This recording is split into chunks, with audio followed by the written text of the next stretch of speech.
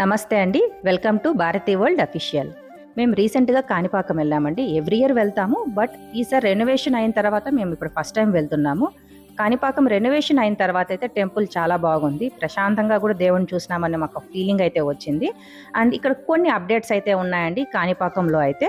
రెగ్యులర్‌గా మేము చేసుకునేది అభిషేకం. ఈ అభిషేకం అనేది ఈవినింగ్ మనకు 5:45కి అట్లా స్టార్ట్ అవుతుంది. అక్కడే పక్కన మనకు టికెట్స్ అనేది ఇస్తారండి. అభిషేకం టికెట్ వచ్చేసి ఇద్దరు వెళ్ళొచ్చు, 200 రూపీస్ ఉంటుంది. పక్కనే మనకు పాలు అండ్ పూలమాల కూడా ఇస్తారనమాట. అండ్ మీకు అప్డేట్ అన్నాను కదా, అంతరాలయ సేవ అనేసి ఒకటి కొత్తగా పెట్టారు. అది మార్నింగ్ 10-11 ఉంటుంది. ఆఫ్టర్నూన్ వచ్చేసి మనకు 3-4 ఉంటుంది. సో మేము ఫస్ట్ అంతరాలయ దర్శనం చేసుకున్న తర్వాత అభిషేకం చేసుకున్నామండి. అభిషేకం టికెట్ తీసుకొని అక్కడ పాలు పూలమాల తీసుకొని ఇంకా టైం ఉంది కదా అని చెప్పి ఇంకా మేము కొబ్బరికాయ ఇవన్నీ కొట్టుకున్నామండి, దీపాలు పెట్టుకున్నాము.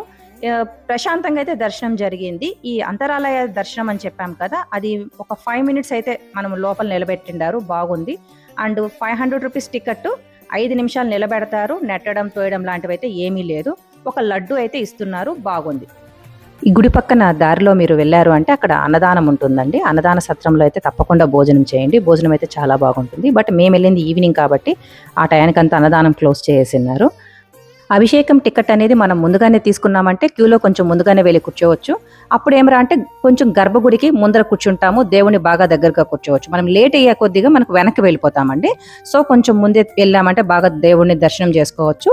సో ఇవేనండి కాణిపాకంలో ఉన్న అప్డేట్స్ అయితే. నా వ్లాగ్ నచ్చింది అంటే మీకు లైక్ చేయండి, సబ్స్క్రైబ్ చేయండి.